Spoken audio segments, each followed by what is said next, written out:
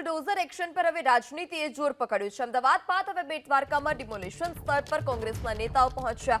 ધારાસભ્ય અમિત ચાવડાએ ડિમોલિશન સ્થળની મુલાકાત લીધી। સરકારના પાપે ગરીબો હેરાન થતા હોવાનો અમિત ચાવડાએ આરોપ લગાવ્યો। તો બુધવારે અમદાવાદના ઓઢવમાં મેગા ડિમોલિશન મુદ્દે પણ રાજનીતિ થઈ। કોંગ્રેસના પ્રદેશ પ્રમુખ શક્તિસિંહ ગોહિલ સહિત કોંગ્રેસના નેતાઓ રબારી વસાહત પહોંચ્યા હતા। જ્યાં શક્તિસિંહ ગોહિલે આરોપ લગાવ્યો કે રસ્તો મોટો હોવા છતાં પણ ગરીબો અને માલધારીઓના મકાનો તોડી પાડવામાં આવ્યા છે। સુપ્રીમ કોર્ટનો આદેશ છે કે મકાનો તોડવા પહેલા પૂરતા સમય આપવામાં આવે અને વૈકલ્પિક વ્યવસ્થા કરી આપવામાં આવે, પરંતુ ગરીબ પરિવારો માટે વૈકલ્પિક વ્યવસ્થા કર્યા વગર જ તેમના મકાન તોડી પાડવામાં આવ્યા છે। તો અમિત ચાવડા પણ ડિમોલિશન સ્થળની મુલાકાતે પહોંચ્યા હતા। બે અલગ અલગ દ્રશ્યો કે જે જગ્યા પર ડિમોલિશન ચાલી રહ્યું છે તે જગ્યા પર કોંગ્રેસના નેતાઓ પહોંચી રહ્યા છે। અમદાવાદમાં કોંગ્રેસ પ્રમુખ શક્તિસિંહ ગોહિલ પહોંચ્યા હતા અને તેઓએ આરોપ લગાવ્યો કે જે ગરીબો અને માલધારીઓ છે તેમને ખોટી રીતે હેરાન કરવામાં આવે છે। રસ્તો પહેલેથી જ પહોળો છે, તેમ છતાં તેઓના મકાન તોડી પાડવામાં આવ્યા છે અને અનેક લોકો ઘર વિહોણા થયા છે અને તેમને વૈકલ્પિક વ્યવસ્થા નથી કરી આપવામાં આવી। તો આ તરફ દ્વારકામાં પણ ડિમોલિશનની કામગીરી કરવામાં આવી હતી અને દ્વારકામાં પણ કોંગ્રેસ અમિત ચાવડા પહોંચ્યા હતા અને તેઓએ સરકાર પર ગંભીર આરોપ લગાવ્યા।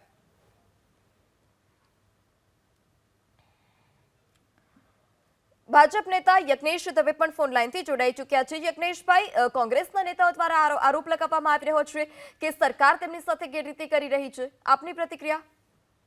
દ્વારકા અને બેટ દ્વારકાની અંદર ડિમોલિશન જે ચાલે છે અને એ આજે નથી થયું, છેલ્લા લગભગ 3 વર્ષથી ચાલે છે કે જ્યાં સરકારી જગ્યા ઉપર દબાણ કરેલું હોય, કોઈ ખોટી રીતે બાંધકામ કરેલા હોય, આ દરેકના ડિમોલિશન ચાલુ છે।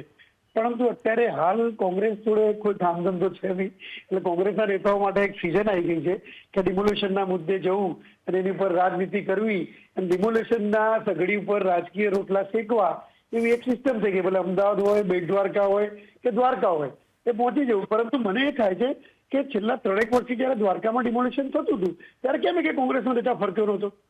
અને બીજું કે તમે જુઓ તો કાં તો મુસ્લિમોના કારણે રાજનીતિ રમવાની, કાં ગરીબોના નામે રાજનીતિ રમવાની, પરંતુ ડિમોલિશનની પ્રક્રિયા પૂરી ન્યાયિક રીતે કરવામાં આવે છે। એને નોટિસ આપવામાં આવેલી હોય છે, જૂની નોટિસો બાદ પણ ઘણી એની સુનાવણીઓ થઈ ગઈ હોય છે અને ત્યારબાદ અંતિમ પગલું ડિમોલિશનનું હોય છે। અને એ જે ભોગ બનનાર વ્યક્તિ હોય છે કે જેનું મકાન તૂટતું હોય છે, એ વ્યક્તિને પણ જાણ હોય છે અને વર્ષોથી જાણ હોય છે કે હું ખોટી જગ્યાએ મેં મકાન બનાવેલું છે તો ખોટી જગ્યાએ મેં બાંધકામ કરેલું છે અને આ બાંધકામ મારું તૂટી જશે ને સરકારની નોટિસો, સમય મર્યાદા, કોર્ટની મર્યાદા, તમામ વસ્તુ પૂર્ણ થઈ ગયેલી હોય છે। ત્યારબાદ પણ તેઓ અડતા નથી હોતા અને હવે જયારે ડિમોલિશન થાય છે ત્યારે કોંગ્રેસને અત્યારે સિઝન આવી છે, એટલે કોંગ્રેસ અત્યારે એનો ફાયદો કરવા માટે, એટલે રાજકીય રોટલા શેકવા માટે જાય છે, એ સ્પષ્ટ દેખાય છે આની પર। જી યજ્ઞેશભાઈ, અમારી સાથે વાત કરવા બદલ આપનો આભાર। તો નોટિસ આપ્યા બાદ અંતિમ પગલું ડિમોલિશનનું ભરવામાં આવતું હોય છે તે પ્રકારની માહિતી યજ્ઞેશ દવે કે જેઓ ભાજપ નેતા છે તેઓએ કરી। સરકાર દયાહીન થઈ છે, સરકારમાં સંવેદના જેવું કંઈ બચ્યું નથી। આ દ્વારકાના પરિવારો હોય, અમદાવાદના રબારી કોલોનીના પરિવારો હોય, અમદાવાદમાં કેશવનગરના ઠાકોર।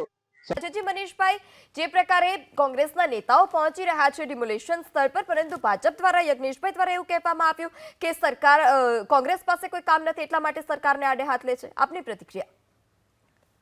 ગુજરાતમાં સામાન્ય માણસ, ગરીબ માણસ, માલધારી સમાજ હોય કે ઠાકોર સમાજ હોય કે અન્ય સમાજ હોય, જે શોષિત પીડિત સમાજ છે, વર્ષોથી પોતાનું નાનું અમથું ઘર એટલે આસિયાના એક મોટા બંગલા નથી બનાવતું, નાનું ઘર પરસેવાની કમાઈથી ધીમે ધીમે ઊભું કરે અને ઊભું કરેલું એક રૂમ રસોડા ઉપર રાતોરાત બુલડોઝર ફેરવનારી ભાજપાની ભ્રષ્ટ સરકાર, જે જમીન માફિયાઓની કરોડો રૂપિયાની જમીન ઉપર બુલડોઝર નથી ફેરવતી, પણ સરકારી જમીન ઉપર દબાણો કરનાર મોટા માફિયાઓની ઉપર ક્યારે બુલડોઝર નથી પડતું એમના જગ્યાઓ પર, પણ નાના ગરીબ માણસને બેઘર કરવામાં આવે। કડકડતી ઠંડીની અંદર નાના બાળકો, મહિલાઓ, વૃદ્ધો એને એકદમ બેઘર કરી નાખવાના। અને સરકાર એમ કે 5 વર્ષ પહેલા નોટિસ આપી હતી। અરે ભાઈ, 5 વર્ષ સુધી તમારું તંત્ર ક્યાં હતું?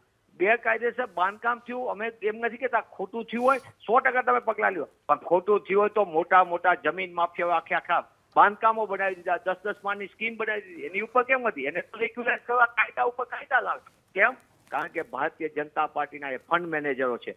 તમે જમીન માફિયાઓને કરોડો રૂપિયાની જમીન મફતના ભાવે આપો અને ગુજરાતનો ગરીબ કચરાયેલા વર્ગને, શોષિત વર્ગને, એ પછી દલિત સમાજનો હોય, અનુસૂચિત જનજાતિનો હોય કે પછી બક્ષીપંથ સમાજનો હોય કે અન્ય સમાજનો હોય, ગરીબ માણસ છે એને 50 વારનો પ્લોટ જે કોંગ્રેસના શાસનમાં સૌથી વધુ ઘરખાની યોજના એ આપતા નથી. તમે હાઉસિંગ બોર્ડની જમીન એ ગરીબ માણસ માટે રાખવામાં આવી છે અનામત વિકાસના નામે. એ જમીન તમે જમીન માફિયાઓ બિલ્ડરોને પધરાવીને કરોડો રૂપિયાનું ચૂંટણી ફંડ લઈ દો અને એના કારણે તમે લોકોને ઘર નથી આપતા ને પછી બુલડોઝર ફેરવો અને કોંગ્રેસને કાંઈ હા અમને કામ નથી.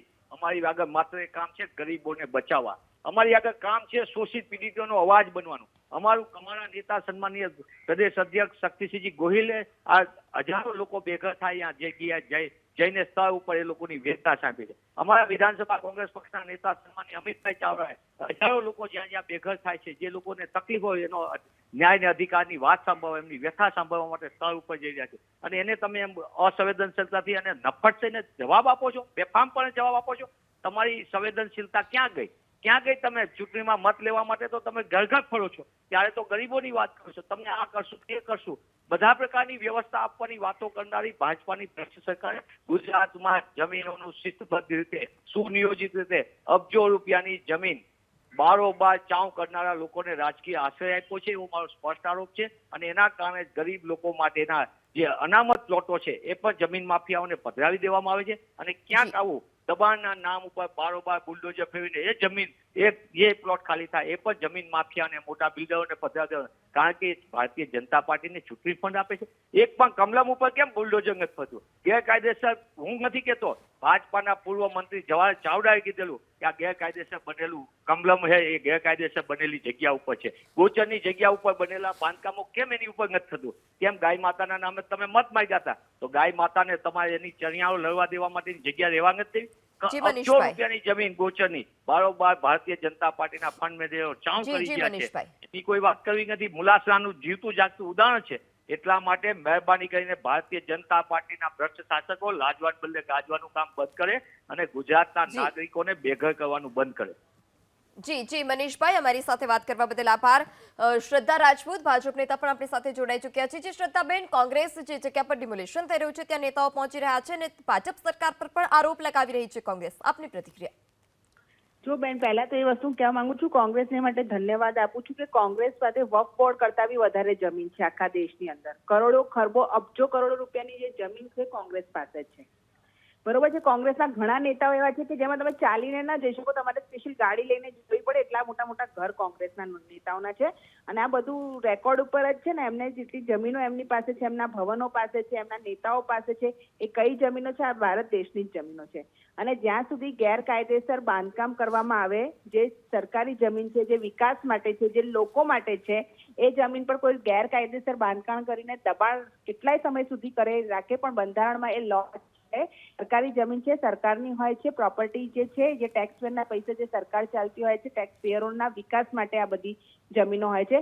જેમ કોંગ્રેસે આખા ભારતની અંદર જમીનો પચાવી પાડી છે, એનો પણ એ હિસાબ કિતાબ આવે કે કોંગ્રેસ ભવન કેટલા છે, રાજીવ ગાંધી ભવન કેટલા છે, ઇન્દિરા ગાંધી ભવન કેટલા છે, એ બધામાં કઈ કઈ જમીન ઓક્યુપાય થઈ છે, નેશનલ હેરાલ્ડનું બિલ્ડિંગ કોનું હતું, એ પ્રેસ કોની હતી, એવી ઘણી બધી વાતો નીકળશે તો વાત દૂર તક જાય. એટલે કોંગ્રેસને એના માટે ધન્યવાદ છે કે આખા દેશની અંદર વક્ફ બોર્ડ જેટલી છે એના કરતા પણ વધારે જમીન એની પાસે છે. એના માટે પહેલા કોંગ્રેસને ધન્યવાદ આપું છું. જી શ્રદ્ધાબેન, અમારી સાથે વાત કરવા બદલ આપનો આભાર.